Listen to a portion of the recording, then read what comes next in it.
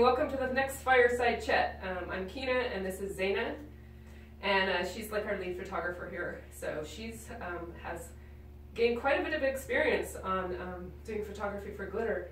One of the reasons why I want to have this chat is so many of our customers send us these pictures, and you know their artwork's incredibly beautiful, but their images look completely dead. They don't look like glitter, and it's there's tricks to shooting glitter, and so I thought we might start in and help people with that. So let's just jump right in. What image would you like to talk about first, Zaina? So this is one of the more recent ones we've done, and we used a lot of gold glitter. One of the things we actually did was we mixed in, we mixed in a mammoth and some other smaller flake sizes, and it worked out really well. You got a lot of dimension with the shadows in there, and then where the highlights are as well. One thing we wanted to show was this area right here. We've got this nice area, but if you can see it, there's a lot of red in there. So one thing you've got to watch out for is, you know, what colors you're mixing in there, because you're going to see it, and that's going to show up. So yeah, the especially when you're using like the mammoth squares, they're like little mini mirrors. I mean, it's like the size of a very tiny mirror, and it will really, you know, bring that color in, and it's amazing. I was doing, I was holding some sort of light or something, and I had a red sweatshirt on. I was leaning over the glitter, and all I could see was a wash of red all over the gold, and it like freaked me out. I was like, oh my gosh. So I went and changed my shirt to something white so that I wasn't influencing the color of the shot. So it's something to be taken very seriously. Yeah, if you don't want your colors mixing, try and, you know, match your glitter with your color, because you're going to be seeing a lot of different colors and everything in there. Yep. So let's go to the next one. So this is one thing that we want to show with the backgrounds, is if you want a really nice contrast, we're using a black and a gold. I think we used a red glitter in there, but the silver was what really popped against this black background. If you have a dark background, you're going to want, you know, this really bright, contrasty color. So choose something that, you know, obviously that's going to fit with your theme. We went with really basic red, black, silver, and you'll see that the silver is really what popped. It was one of the best contrasts. What flake size did you use on that? I think we used actually a really big mix. You can see here, I think. Oh yeah, you did. So we've got some larger flake sizes, and you'll see that's where you're getting a lot of your pop. Yeah, it's really and then cool. Some smaller pieces. Yeah, you're too. actually getting like a really nice flare out there. It's one of the reasons why we did the mix on the last one with so many different sizes, is because you get a different look with every flake size. So that was definitely something that's pretty fun. Really nice. But, you know, it helps to have those different flake sizes and a color that, you know, contrasts if you're really looking for that. You know, the light's going to help to really make those flake sizes pop, but your background is going to help even more. Absolutely. So let's see. So this one is a little bit harder to tell, but we used more of a neutral color, and then we used this bright green and blue for, you know, kind of give it that. So just something to, you know, watch out for is your backgrounds, because when you have those, you know, neutrals or the blacks, anything that's, you know, bright is going to be seen. And it works the other way around too. If you have a really bright background, try using a darker shade, you know, something that matches your theme to really work with it. This was Cake Smash we did, and we just wanted to have some fun with the one for, you know, 1-year-old's Cake Smash. That's really interesting. Yeah, I mean, if that was on black, it would have just like popped. Mm-hmm. It's not that it's bad on this. It's just, yeah, if you really want that dramatic look, boy, putting that one over black would be outrageous. Yeah, it would have looked a lot better. Let's see if it does it. So you can see here we have the black background. This is an unedited photo so far. I've got a lot of work to do with it, but this is just what we call SOOC, straight out of camera. And you can see with the, again, you know, the contrast between the throwing glitter. You can see a lot more actually between the flake sizes. It almost looks like rain with the smaller flake sizes. That's incredible right here. It looks like the Milky Way. It's really lovely. And then these look like, you know, larger stars, but it's up close. It's incredible. We'll put this up close so that you can see it. So we tried a bunch of different ways to throw glitter. One of the biggest things is using a large flake for photography. Yeah. And it goes, you know, like with theater, you're going to get a lot more bounce, and that camera is going to have an easier time picking up the light with a larger flake. So I mean, if you're looking to really make some dramatic texture, mixing in a fine and a larger flake really does the trick. Yeah, it's right here where you have the fine. It's actually it's hanging together, so it almost looks like a mass. So your camera's picking it up, which is kind of cool. But here where you have the larger flakes, sort of, because it's coming down faster than the smaller flakes. It's just a lovely effect. I love it.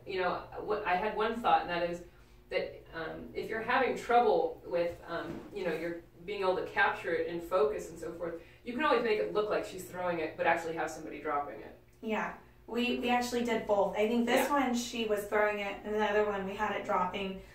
You do have to watch out, about how far you're dropping it, because you are going to see, like she said, the difference in falling speeds, just because gravity works the way it does. Absolutely, it does. Hey, so one question, a technical question. In order to catch falling glitter, because people are always trying to do that, and rather than using an after effect, they prefer to actually do it real. What shutter speed? I mean, how fast are you having to go on this? So it depends on your lighting. If you have a lot of light, you're gonna need a slower. It's gonna be a little bit slower. But the faster you go, the more you're gonna be able to capture it as defined as it is. You can see it in some of this with the smaller flakes. It was a little bit slower, and it almost looks like like a slow motion photo. Yeah, it's beautiful. So with these larger ones, you can see some of the same, but I'd say use the fastest shutter speed that you can use. Obviously, you don't want to underexpose it or overexpose it, but overexposing just a little bit with the glitter works better than underexposing. You can nail it. That's awesome. If I had to be a part of this and I was not wanting to overlight my subject, you can arrange for special lights to be above and below that you wouldn't actually even see until the glitter actually entered that area. It would actually, the light would be here, you wouldn't even necessarily see it until that glitter came through, and then it would just, Using a spotlight works best. I think we had 5 different kinds of lighting. It's beautiful. Messing around with the lighting on this one. You captured it for sure. So, and I think that's a huge part in, getting that falling glitter too, is making sure that your directional lighting is on there. You do really want, a full diffuse light too, just to make sure that everything's in focus and okay. What kind of glitter did you use on this one? Do you remember? What was it? I think it was just the regular silver craft. A craft glitter? Yeah, we used a craft glitter because it wasn't mostly on her. Yeah. We didn't have too many issues with you deal wouldn't. with it. Yeah. So. But I'm surprised that you were able to. I mean, craft glitter is so heavy. And that must have been a challenge for you. Yeah, I think a lot of these photos, playing with the shutter speed, you're gonna want a couple hours to really play with it. This one was one of our longer shoots. We spent, 9 hours, full day, just, throwing it, finding different lighting for it. And a lot of them were blurry. We had quite a few of them that just weren't sharp. It's hard. It's hard. Well, I can't wait to see it finished. Yeah. See? So this is where you do want it somewhat blurry, and you can actually get this with really sharp depth of field. This year we like to call a bokeh, and it's gorgeous. The holographic just blew out. It was crazy. It was a very, very nice sunny day, and the shots that came from this were outrageous. I mean, I've never seen anything like it. We also shot it on video, which you can see as well. It's completely holographic, and she got colors that I didn't even know were a part of holographic glitter. It was like I was looking at it going, did you mess with the color? And she hadn't. It was just, that's what she was grabbing. Yeah, this is Centauri Silver ultra fine glitter, just to let you know, in polyester. Yeah, the colors on these are crazy. Amazing. The holographic definitely has that full spectrum, and if you want to, definitely see what kind of colors you're going to get with it, try a bokeh with it. You can see right here, it was, this is where the depth of field is right here. Making sure that your aperture is, on point is probably one of the biggest things. Your f-stop is the lowest it can go. You're going to get a lot of that. Make sure that you've got a really good angle too on it, because if you've got, you know, more of a flat, you're going to get a lot more in there. Yeah, So. you know, this was done, this is outside, obviously, it's a driveway, it's the driveway project, and this is what matters. So the photography of glitter, it's all about light, okay? Whether you're photographing or not photographing, it's all about light. Glitter requires light to do what glitter does, which is sparkle. So this driveway was done a couple months ago. It's now winter, and people go, what happened? Did the glitter wash away? And it's because there's no direct sunlight on it. It's very, very cloudy, it's indirect, it's totally diffused through huge amounts of clouds, and people think the sparkle is gone, and it's not. So it's just proof positive how important lighting is. So if you are doing a shot outside with glitter, you got to pay attention to your light just as much as anything else, as much as the costumes and the props and everything else. The light matters so much. And this would have been a totally different shoot if we had done that on a cloudy day. It was definitely a good day to do this. Yeah. So we've got, and I do have to mention, I mean, the way that we're shooting, you have to remember that they are kind of like mirrors. So you got to angle it so that, you know, if the sun's coming straight down, you're going to want to shoot more from a higher, you know, here, I think this was early morning, yep. So we were getting it more to the side, and I tried as much as I could to stay on this side because we were getting that, you know, really gorgeous. Yeah, that's a good point. Colors. Yep. You know, and this is the reflection of light that you're getting because of the film. Yep. So the film on your glitter is gonna, you know, change what colors you're getting in that bokeh. Absolutely. So, and it's something that, you know, I'd love to play with more just so we can have more images like this. Well, we're gonna have some more coming up. We're doing walkways and a staircase. So. Yeah. You'll get your shot next spring. So, and this is one we just wanted to show really quick. So you'll see that her foot's more in focus. And I think this kind of hits home with the depth of field this one is. That one's a little bit further, and it's really sharp. I think that was like an F. Look at that stream right there. That is, she's got, not only is it looking silver, which holographic, of course, is a base of silver, but the full rainbow is right here. I mean, I'll put this up close for you so you can see it. It really is an outrageous thing. I mean, it was just like the universe aligned for you that day, I think. It did. I mean, we got great angles, great lighting. Even the straight purple was gorgeous. Yeah. She was able to. It was magical. I don't know. It's one of my favorite projects. It was a very quick and easy to do project, and it's gotten more attention. And the pictures are outrageous. It's kind of fun to have all these industrial shots with this gorgeous, coloration. A lot of people don't think that it's an industrial thing. Glitter's, very industrial. You use it on floors, obviously driveways. Yeah, well, this one I put on the car too. I mean, it's a full tilt industrial glitter. It's beautiful. It's on Miley Cyrus's floor, for goodness sakes. It must be. I know. There we go. Oh gosh. So this is another one that we were shooting. Shutter speed. We're talking about with photography and glitter. We mixed, the gorgeous black light glitters with this, but we did add, a little bit of the larger confetti because we don't have a larger black light glitter.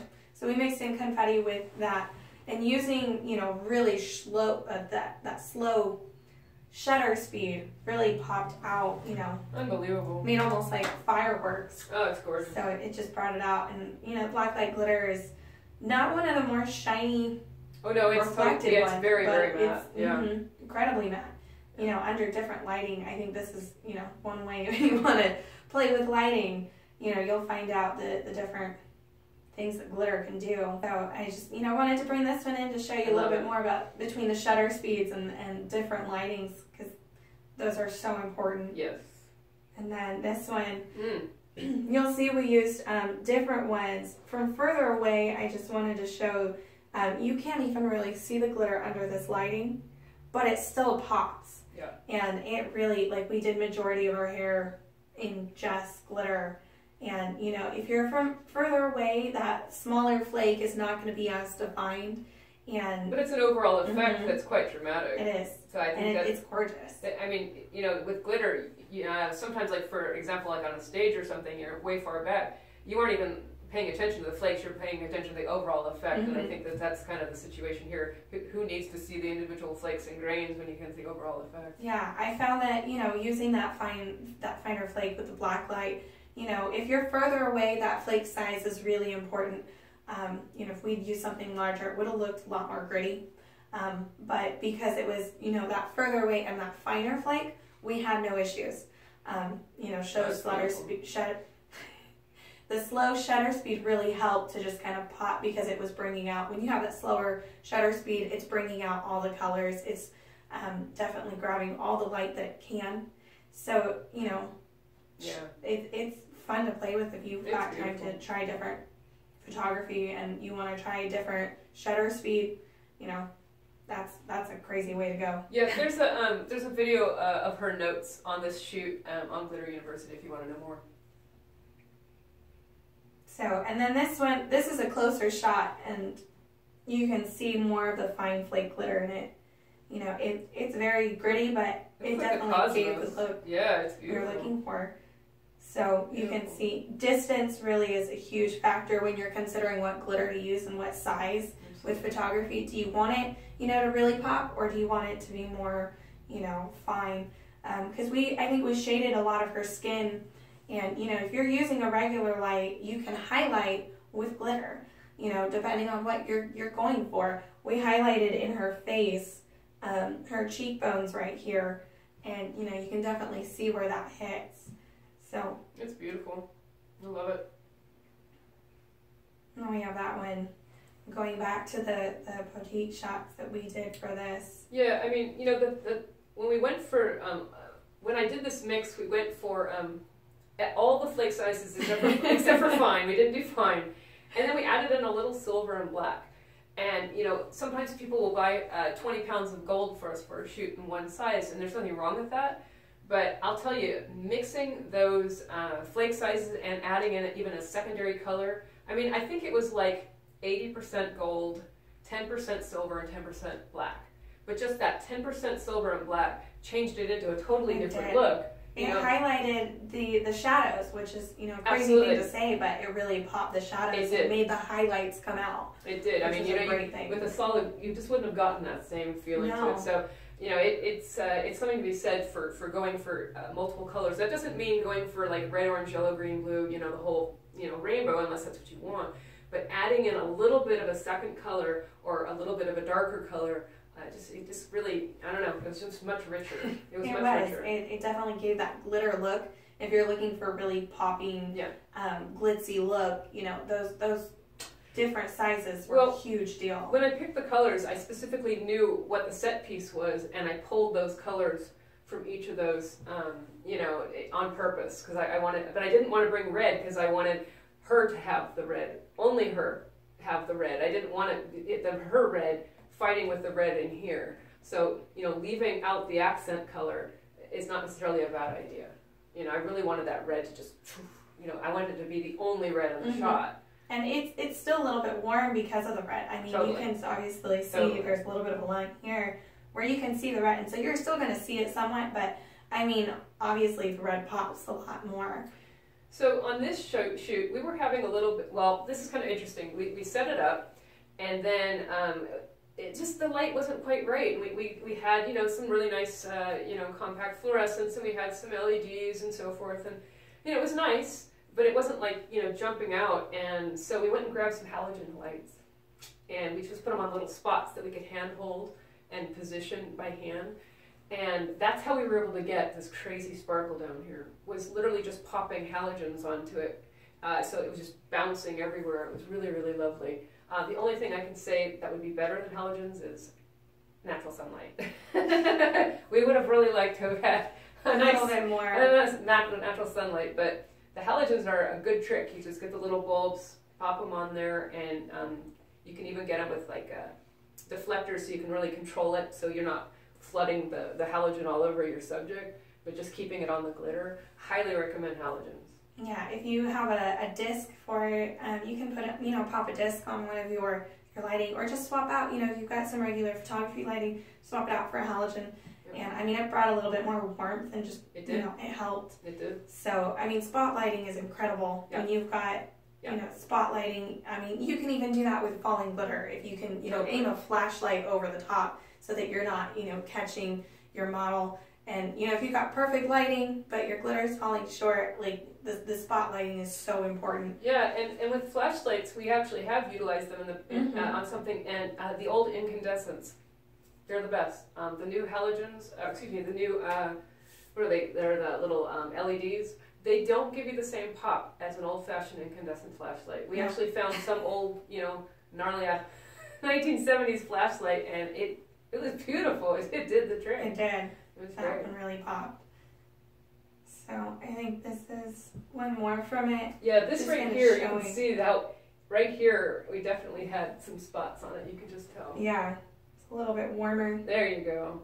Look at that. And you can see the squares too. Absolutely. So we'll have to give you some close-ups on this. Yeah, Get absolutely. into the pixels. You can just see what it did right here. It just did this beautiful, beautiful shadow right through here because it was already heading that direction because of the colors in there.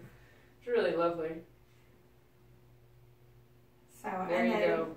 you know, this is a really good one to just kind of show you the full glitter. And this is just raw, you know, the raw glory of glitter. You know, Did you do a halogen on this, or was it just straight light? I think this one was just straight light. I mean, it's nice. It's really nice. You can see, you know, a little bit of the black and the gold. But, I mean, raw glitter with photos is incredible when it's not sealed and it's just kind of that's the thing. You know, if you're doing a photo shoot or you're doing, you know, something where it's a temporary thing, you're not going to be handling it a lot. Don't seal your glitter if you can help it. The raw glitter is going to just pop up so much more than a sealed glitter. You know, just put up with a little bit of flaking. It's worth it, trust me. You know, as soon as you start adding sealers to it, you're making the light work so hard to get to it, and it's just so much better if you can avoid that. So, you know, if it's a set piece, it's going to have to be, you know, handled by a million people for a long run. Okay, I get it. But for a one-time photo shoot or, you know, a couple days photo shoot, just don't even bother sealing it. I would definitely say, you know, don't be afraid to get dirty. Yeah, really. Photography is so messy. Yeah. And it's so much fun if you, you know, just kind of let it go and, you know, have fun with it. Yeah. It's just, you know, you'll get some of the best pictures. Yeah, prepare to experiment. I think, you know, if nothing else, it really, you know, we've had to just kind of push the boundaries because, you know, it is hard to shoot glitter. It really is. But, you know, when you just allow yourself to really experiment, you can come up with some crazy, you know, really incredible shots. Okay. Hope that helped.